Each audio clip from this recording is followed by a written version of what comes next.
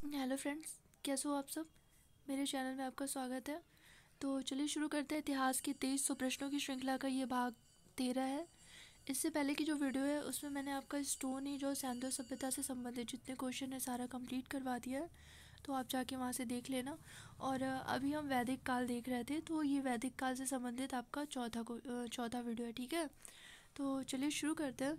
तो वीडियो शुरू करने से पहले मैं आपको बता दूं कि ये जो श्रृंखला चल रही है ये आपके जितने भी संभावित एग्ज़ाम हैं, जैसे कि एल्टीग्रेड, टीजीटी, पीजीटी, नेट, केवीएस या हिस्ट्री से रिलेटेड जितने भी एग्ज़ाम हैं, सभी एग्ज़ाम में ये जो प्रश्नों की श्रृंखला है वो निश्चित रूप से उपयोगी होगी, क्योंकि प्रश्नों का जो लेवल है वो बहुत ही अच्छा है। और यहाँ पे मैंने अपनी तरफ से बहुत ही गहराई से आपको बताने की कोशिश किया है, जिसका फ़ायदा आपको निश्चित रूप से आपके एग्ज़ाम में देखने को मिलेगा। तो चलिए शुरू करते हैं। तो वीडियो शुरू करने से पहले चैनल को सब्सक्राइब कर लीजिएगा और बेल आइकन को दबा लीजिएगा, जिससे वीडियो की नोटिफिकेशन आपको टाइम से मिल जाए। तो चलिए देखते हैं। पहला क्वेश्चन है, वैदिक काल में दार्शनिक वाद विवादों की एक कुशल वक्ता थी। ए ऑप्शन आपका मैत्रेयी, बी ऑप्शन है गार्गी, सी ऑप्शन आपका घोषा और डी ऑप्शन जो है आपके अपाला। तो इसमें जो आपका सही आंसर होगा वो बी।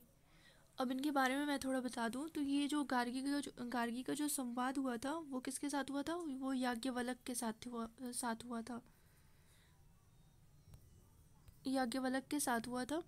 और ये जो याज्ञवल्क्य गार्गी संवाद है वो आपका कहाँ पे मिलता है, तो वो आपका मिलता है बृहदारण्यक उपनिषद में। ये चीज़ ध्यान रखना, अक्सर एग्जाम में ये क्वेश्चन पूछता है। इसमें जो याज्ञवल्क्य हैं वो कहते हैं, जब हारने लगते हैं तो गार्गी से कहते हैं कि अधिक बहस मत करो अन्यथा तुम्हारा सिर तोड़ दिया जाएगा। तो अगर मान लो एग्जाम में कभी पूछ देता है कि यह कथन किसका है कि अधिक बहस मत करो अन्यथा तुम्हारा सिर तोड़ दिया जाएगा, तो ये आपका याज्ञवल्क्य का है, ठीक है। तो क्वेश्चन के अकॉर्डिंग आपका सही आंसर है बी। चलिए नेक्स्ट क्वेश्चन देखते हैं। निम्नलिखित विदुषी स्त्रियों में किसका उल्लेख ऋग्वेद में मिलता है। ए ऑप्शन आपका गार्गी, बी ऑप्शन आपका अपाला, सी ऑप्शन आपका कात्यायनी और डी ऑप्शन जो है आपका है मैत्रेयी। तो इसमें आपका जो सही आंसर होगा ये होगा बी, अपाला। अब इनके बारे में मैं थोड़ा बता दूं, तो ये जो अपाला जो थी इनका उल्लेख आपका ऋग्वेद में मिलता है, और ये अपने पिता के खेतों की देखभाल करती थी, ठीक है। और ऋग्वेद में अनेक विदुषी महिलाओं का उल्लेख मिलता है जिन्होंने सूक्तों या मंत्रों की रचना की थी, जिनके नाम है सची, पौलोमी, सूर्या, रोमसा, अपाला, कांक्षावृत्ति, घोषा, लोपामुद्रा, विश्वारा, ठीक है। तो चलिए देखते हैं नेक्स्ट क्वेश्चन। किस उपनिषद में याज्ञवल्क्य और मैत्रेयी का दार्शनिक संवाद वर्णित है। अभी मैंने आपको बताया। ए ऑप्शन आपका Brihadaranyaka, B option Chhandogya, C option है कौशिकी, डी ऑप्शन आपका श्वेताश्वतर। तो इसमें आपका सही आंसर होगा बृहदारण्यक उपनिषद में। ए ऑप्शन आपका सही है। चलिए नेक्स्ट क्वेश्चन देखते हैं। अच्छा, इसमें एक चीज़ और बता दूं कि अगर मान लो बृहदारण्यक उपनिषद का ऑप्शन ना हो, इसकी जगह अगर सतपथ ब्राह्मण दिया होगा तो वो भी सही होगा, क्योंकि ये जो याज्ञवल्क्य मैत्रेयी जो संवाद है, सॉरी, पिछले वीडियो में मैंने आपको पिछले क्वेश्चन में याज्ञवल्क्य गार्गी संवाद बताया था, यहाँ पे याज्ञवल्क्य मैत्रेयी संवाद है, ठीक है। तो ये जो याज्ञवल्क्य मैत्रेयी संवाद है ये बृहदारण्यक उपनिषद के साथ साथ आपका सतपथ ब्राह्मण में भी वर्णित है इसका। अब ये जो सतपथ ब्राह्मण है इसका जो आखिरी अध्याय है वो आपका बृहदारण्यक उपनिषद है, ठीक है। तो अगर मान लो बृहदारण्यक उपनिषद ना दे के सतपथ ब्राह्मण दिया होगा तो वो भी आपका आंसर सही होगा। चलिए नेक्स्ट क्वेश्चन देखते हैं। इसमें आपका सही आंसर था ए, याज्ञवल्क्य मैत्रेयी संवाद भी आपका बृहदारण्यक उपनिषद में और याज्ञवल्क्य गार्गी संवाद भी आपका बृहदारण्यक उपनिषद में, ठीक है। नेक्स्ट क्वेश्चन है, अध्यात्म ज्ञान के विषय में नचिकेता और यम का संवाद नचिकेता आख्यान किस उपनिषद में प्राप्त होता है। ए ऑप्शन है आपका बृहदारण्यक उपनिषद, बी ऑप्शन है छांदोग्य उपनिषद, सी ऑप्शन है आपका कठोपनिषद और डी ऑप्शन है आपका केन उपनिषद। तो इसमें आपका सही आंसर होगा कठोपनिषद। इसमें जो यम होते हैं वो नचिकेता को ओम और आत्मा का महत्व समझाते हैं, ठीक है। और इसी उपनिषद में सांख्य शब्दों की सबसे पहले जानकारी प्राप्त होती है। तो अगर मान लो कभी एग्जाम में पूछ देता है कि सांख्य शब्दों की जानकारी सर्वप्रथम कहाँ प्राप्त होती है, तो ये आपका कठोपनिषद है। चलिए नेक्स्ट क्वेश्चन देखते हैं। नेक्स्ट क्वेश्चन है, ऋग्वेद के किस देवता को असुर की उपाधि दी गई है? ए ऑप्शन है आपका इंद्र, बी ऑप्शन है वरुण, सी ऑप्शन है अग्नि और डी ऑप्शन है आपका रुद्र। तो इसमें आपका जो सही आंसर होगा वो वरुण को दी गई है। वरुण के बारे में कहते हैं कि इनका संबंध ऋत से था, इसलिए इनको ऋतस्य गोपा भी कहते हैं, ऋतस्य गोपा। ठीक है, ये जितनी भी चीज़ें मैं बता रही हूँ आप नोट कर लेना, ये एग्जाम के पर्पज से काफ़ी इम्पोर्टेंट है। और वरुण को यूनान में ओनेल,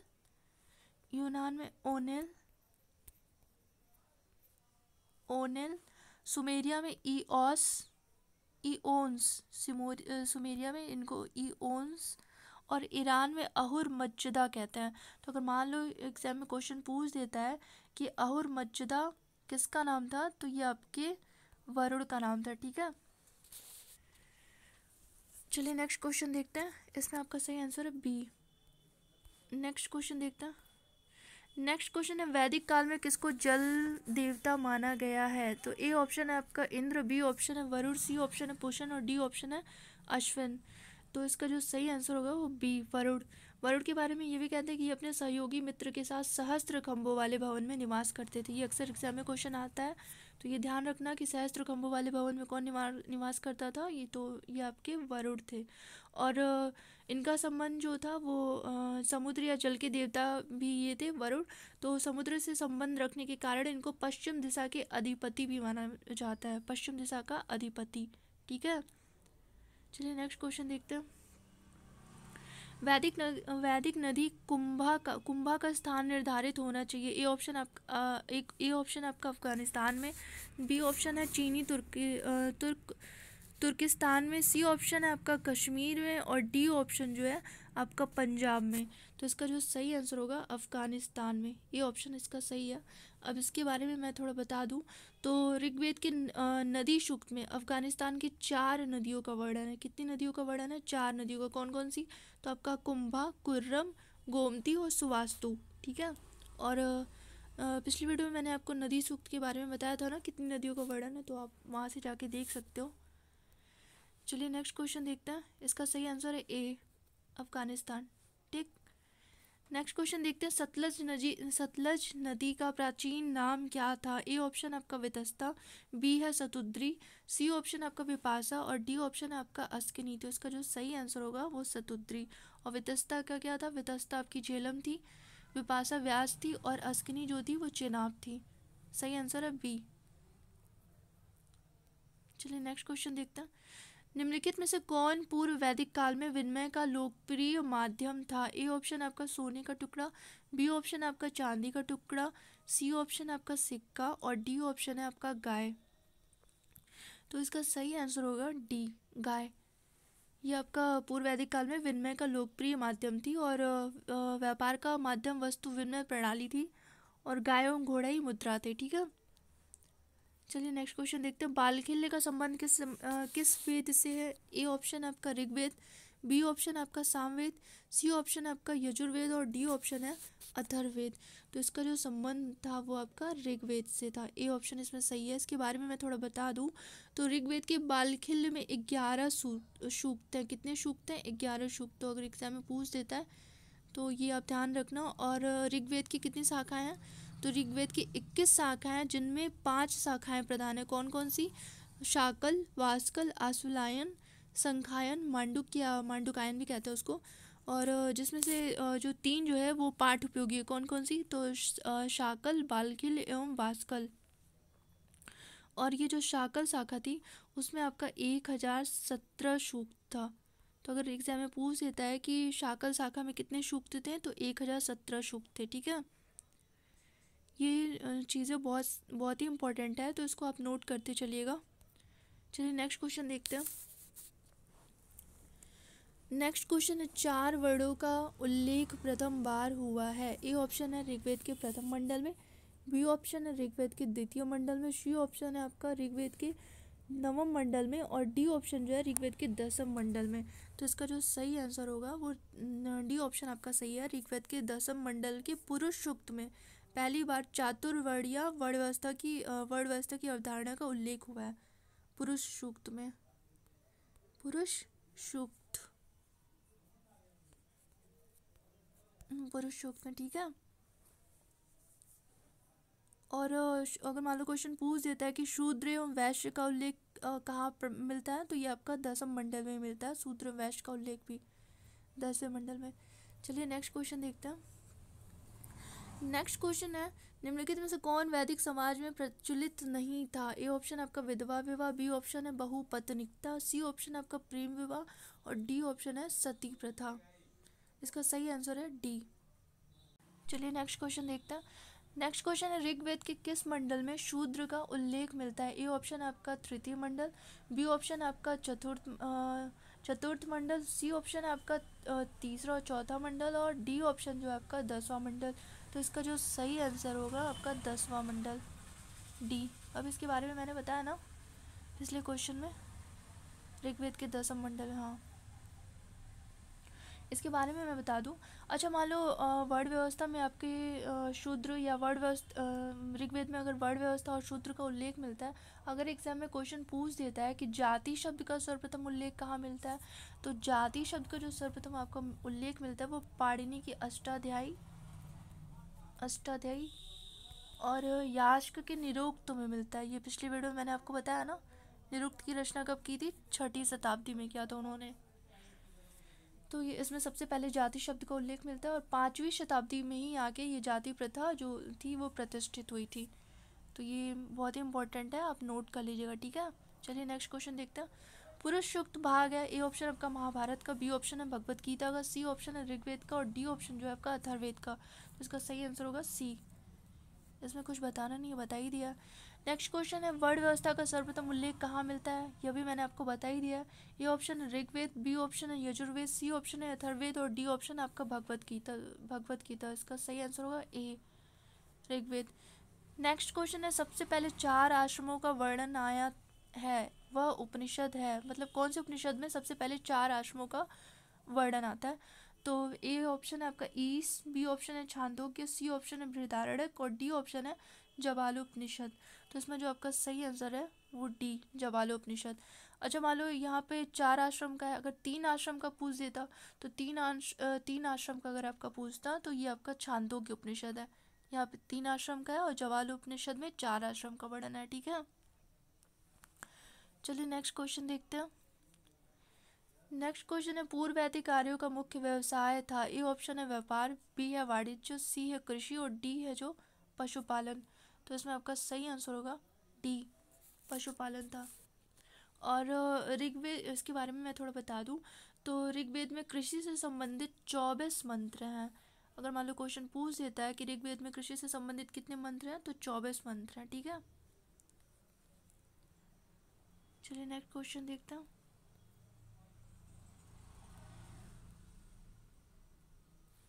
नेक्स्ट क्वेश्चन है, निम्नलिखित में से वैदिक धर्म में कौन सम्मिलित नहीं था? ए ऑप्शन आपका प्रकृति पूजा, बी ऑप्शन आपका मंत्रोच्चारण, सी ऑप्शन आपका मूर्ति पूजा और डी ऑप्शन आपका यज्ञ।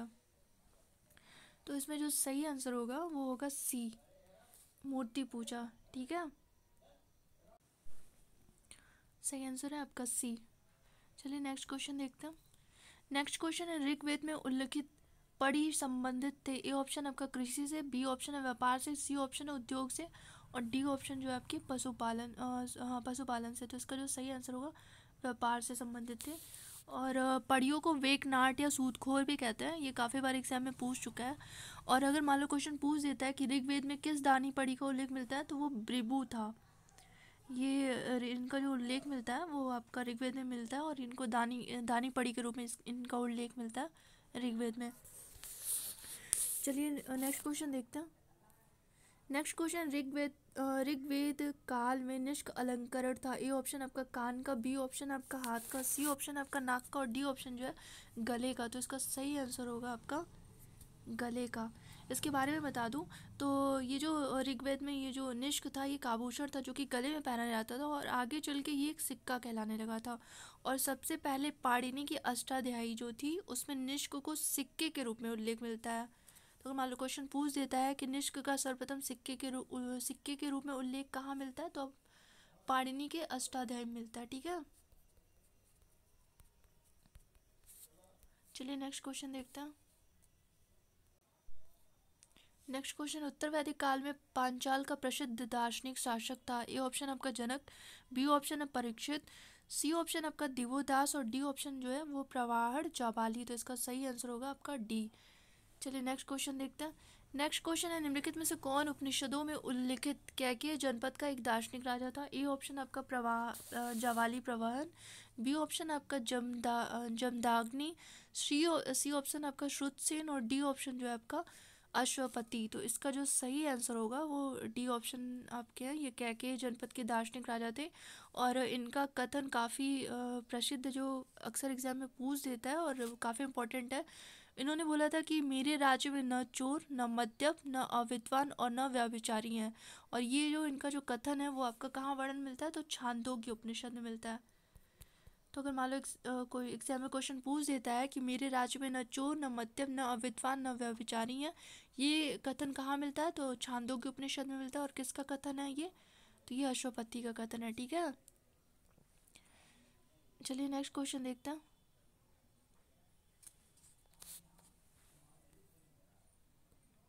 नेक्स्ट क्वेश्चन, निम्नलिखित कथन और कारण पर विचार कीजिए तथा दिए गए कूट से सही उत्तर का चयन कीजिए। ए ऑप्शन आपका ऋग्वैदिक काल में ग्रामीण सभ्यता थी, सॉरी कथन है ऋग्वैदिक काल में ग्रामीण सभ्यता थी। कारण जो है, ऋग्वैदिक काल में कृषि एवं पशुपालन मुख्य व्यवसाय था। तो ये ऑप्शन आपका ए तथा आर दोनों सत्य है तथा आर ए की सही व्याख्या है। बी ऑप्शन है आपका ए तथा आर दोनों सत्य है तथा आर ए की सही व्याख्या नहीं करता है। सी ऑप्शन आपका ए सत्य है किंतु आर असत्य है और डी ऑप्शन आपका ए असत्य है किंतु आर सत्य है। तो इसमें सही आंसर जो होगा वो होगा आपका ए और आर दोनों सत्य है। ग्रामीण सभ्यता थी और कृषि और पशुपालन मुख्य व्यवसाय था। और कृषि का बताया कितने सूक्त समर्पित हैं, तो 24।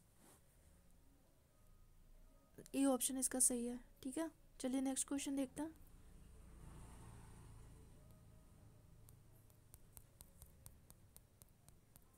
ये वीडियो थोड़ी सी मेरी भागने लगती है, इसको कुछ ज़्यादा ही जल्दी पढ़ने का हो रहता है। चलिए देखते हैं। हाँ, चलिए देखते हैं नेक्स्ट क्वेश्चन। सतत ब्राह्मण में विस्तार से वर्णन किया गया है। सतपथ ब्राह्मण में विस्तार से वर्णन किया गया है। ए ऑप्शन आपका धार्मिक कर्मकांड का, बी ऑप्शन है यज्ञ का, सी ऑप्शन आपका देवताओं की प्रार्थना का और डी ऑप्शन जो है कृषि कर्मकांड का। तो इसका जो सही आंसर होगा वो होगा ए, धार्मिक कर्मकांड का। इसके बारे में मैं बता दूं तो ये जो सतपथ ब्राह्मण है वो आपका शुक्ल यजुर्वेद का ब्राह्मण है। और इसके जो लेखक थे, सतपथ ब्राह्मण के लेखक कौन थे, आपके याज्ञवल्क थे। ठीक है, तो और सतपथ ब्राह्मण में ये जो आपका सतपथ ब्राह्मण है ये टोटल 14 कांडों में विभाजित है। तो अगर एग्जाम में पूछ देता है कि सतपथ ब्राह्मण कितने कांडों में विभाजित है, तो 14 कांडों में विभाजित है। और ये इसमें मुख्यतः धार्मिक कर्मकांड भी है, लेकिन इसके साथ में अगर क्वेश्चन पूछ देता है कि क्या इसका संबंध कृषि कर्मकांड से भी है, तो वो भी आपका सही होगा क्योंकि इसमें जुताई बुआई का भी उल्लेख मिलता है। ठीक है, और ये जो आपका सतपथ ब्राह्मण है ये सबसे प्राचीन एवं सबसे बड़ा ब्राह्मण माना जाता है। तो अगर मान लो क्वेश्चन एग्जाम में पूछ देता है कि सबसे प्राचीन और सबसे बड़ा ब्राह्मण कौन सा था, तो सतपथ ब्राह्मण। और इसकी रचना किसने की थी, याज्ञवल्क ने किया था। ठीक है, चलिए नेक्स्ट क्वेश्चन देखते हैं। नेक्स्ट क्वेश्चन है, सतपथ ब्राह्मण किस वेद से संबंधित है, अभी आपको बता ही दिया इसके बारे में। तो ए ऑप्शन है ऋग्वेद, बी ऑप्शन है यजुर्वेद, सी ऑप्शन है सामवेद और डी ऑप्शन है आपका अथर्ववेद। तो इसका सही आंसर होगा बी, यजुर्वेद। नेक्स्ट क्वेश्चन देखते हैं। नेक्स्ट क्वेश्चन, निम्नलिखित में से किस ग्रंथ में जल प्लावन की कथा का वर्णन मिलता है। ए ऑप्शन है आपका कौशिक की ब्राह्मण, बी ऑप्शन आपका सतपथ ब्राह्मण, सी ऑप्शन है गोपथ ब्राह्मण और डी ऑप्शन जो है आपका ऐत्रेय ब्राह्मण। तो इसमें आपका जो सही आंसर होगा वो सतपथ ब्राह्मण है। नेक्स्ट क्वेश्चन देखते हैं। नेक्स्ट क्वेश्चन है, निम्नलिखित में से कौन सा वैदिक लेख पहली बार पुनर्जन्म के सिद्धांत की प्रणालीगत व्याख्या देता है। ए ऑप्शन आपका छांदोग्य उपनिषद, बी ऑप्शन आपका मुंडकोपनिषद, सी ऑप्शन है आपका सतपथ ब्राह्मण और डी ऑप्शन है आपका बृहदारण्यक उपनिषद। तो जिसमें इसमें आपका जो सही आंसर होगा वो होगा छांदोग्य उपनिषद। वैसे अगर हम बात करें तो अगर पुनर्जन्म का जो विचार सबसे पहले आया था तो वो सतपथ ब्राह्मण में आया था। ठीक है, चलिए नेक्स्ट क्वेश्चन देखते हैं। सभा और समिति को प्रजापति की 2 पुत्रियां कहा गया है। ए ऑप्शन आपका ऋग्वेद में, बी ऑप्शन आपका यजुर्वेद में, सी ऑप्शन आपका सामवेद में और डी ऑप्शन आपका अथर्ववेद में। तो इसका जो सही आंसर होगा वो आपका होगा अथर्ववेद में। इसमें जो सभा, इसके बारे में मैं थोड़ा बता दूं तो जो सभा के अध्यक्ष होते थे उनको सभ्य और सदस्यों को सुजात कहा गया है। तो अगर मान लो कभी पूछ देता है कि ये सुजात कौन थे, तो ये आपके सभा के जो सदस्य होते थे उनको सुजात, और अध्यक्ष को क्या कहा जाता था, तो सभ्य। ठीक है। और सभा के जो प्रमुख होते थे उनको वात्स्यायनी संहिता में सभापति तथा तैत्तिरीय संहिता में सभापाल कहा गया है। ये ध्यान रखना, आप कहीं नोट कर लेना। और इसके अलावा अगर समिति की बात करूं तो ये जो समिति होती थी ये आपके साधारण लोगों की संस्था थी समिति। और इसका जो अध्यक्ष होता था उसको ईशान कहते थे। क्या कहते थे?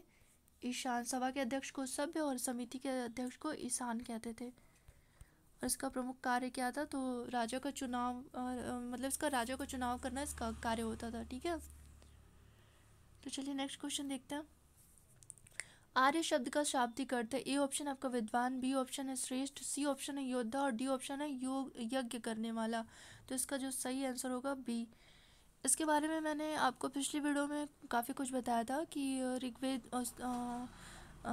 गायत्री मंत्र की जो रचना की थी विश्वामित्र जी ने, वो अनार्यों को आर्य बनाने के लिए किया था। तो जो पिछला जो वीडियो है आप जाके देख लेना, वहाँ से आपको काफ़ी कुछ पता चल जाएगा।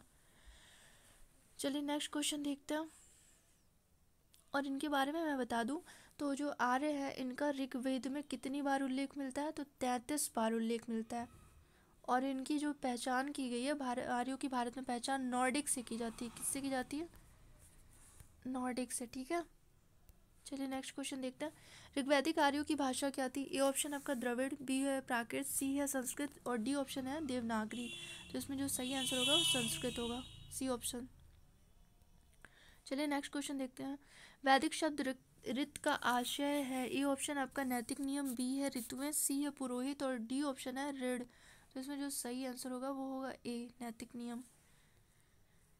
नेक्स्ट क्वेश्चन है महाभारत का मौलिक नाम था। ए ऑप्शन आपका बृहत कथा, बी ऑप्शन है कथा सरित सागर, सी ऑप्शन है जय संगीता और डी ऑप्शन है रास तरंगड़ी। इसके बारे में मैंने पिछली वीडियो में काफ़ी कुछ बताया, तो आप वहाँ से भी देख सकते हो।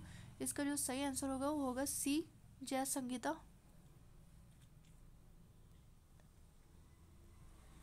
इसका सही आंसर है सी, जय संगीता।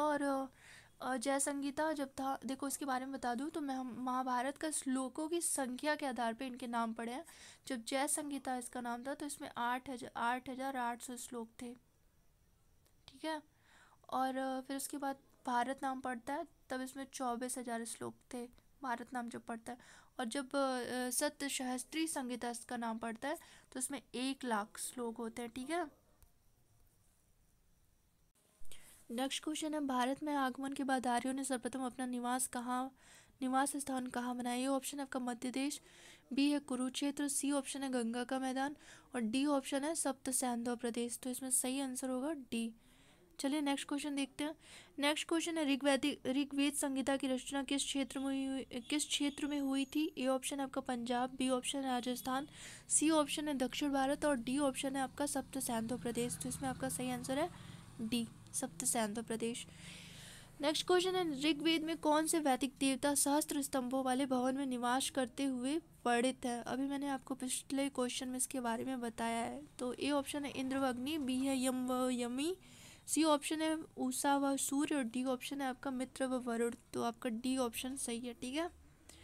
नेक्स्ट क्वेश्चन है किस वेद में दवाओं का विवरण मिलता है? तो आपका Rigveda, A option Rigveda, B option Samaveda, C option Yajurveda और डी ऑप्शन जो है आपका वो अथर्ववेद। तो काफ़ी इजी क्वेश्चन है, इसका सही आंसर होगा अथर्ववेद।